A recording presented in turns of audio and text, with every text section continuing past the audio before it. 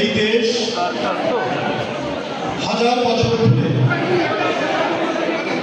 সম্প্রীতির যে বন্ধন তৈরি করে রেখেছিল, এই বন্ধনের উপর হাতুড়ির আঘাত হয়েছে বারবার। এই হাতুড়ির আঘাত সত্ত্বেও ইস্পাত কঠিন এই বন্ধনকে কেউ ভাঙতে পারেনি। আমরা সেই অটুট বন্ধন নিয়ে আজও বাংলাদেশ এগিয়ে যাচ্ছে, আজও বাংলাভাষী মানুষরা এগিয়ে যাচ্ছে।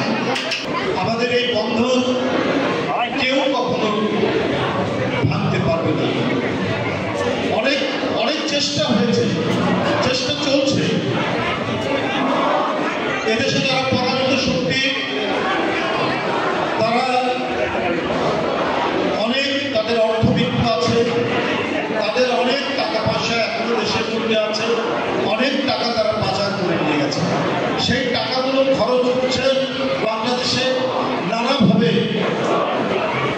নাশকতামূলক কাজ, নানাভাবে তারা অন্তর্ঘাত তৈরি করার চেষ্টা করছে। কিন্তু এই দেশের মানুষের যে প্রাণের যে শক্তি, এই শক্তি অফুরন্ত। এই শক্তির কাছে সকল নাশকতাকারী চক্রান্ত ভেসে যাচ্ছে, ভেসে গেছে, কেউ কিছু করতে পারবে না। আজকে আমার বিস্ময়কর মনে হয় যে আজকে কেন আমাদের পার্শ্ববর্তী দেশে এই ধরনের একজন পরাজিত মানুষকে সেখানে আশ্রয় দেওয়া হয়েছে। কেন যে শিশুর রক্ত পান করতে দ্বিধা করেনি, যে কিশোরের রক্ত পান করতে দ্বিধা করেনি, যে তরুণের বুকে গুলি চালককে প্রতিষ্ঠা করার জন্য নানা বয়ান তৈরি করা হচ্ছে। আজকে এই প্রশ্ন সবার মুখে মুখে, এই প্রশ্ন সবার কাছে। বাংলাদেশের হিন্দু, মুসলমান, বৌদ্ধ, খ্রিস্টান একযোগে আমরা ৭১ সালে লড়াই করেছি না? আমরা পাকিস্তান হানাদার বাহিনীকে প্রতিহত করেছি।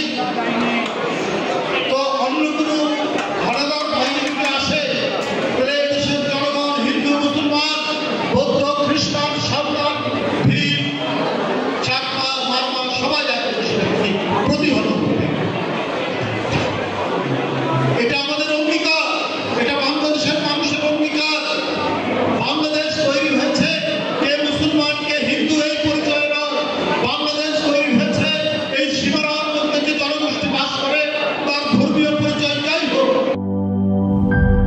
লিলি বিউটি সোপ, যার অ্যান্টি এজিং গুণ তারুণ্য ধরে রেখে ত্বকে করে উজ্জ্বল। তারুণ্যময় উজ্জ্বল ত্বকের জন্য। রিমার্ক,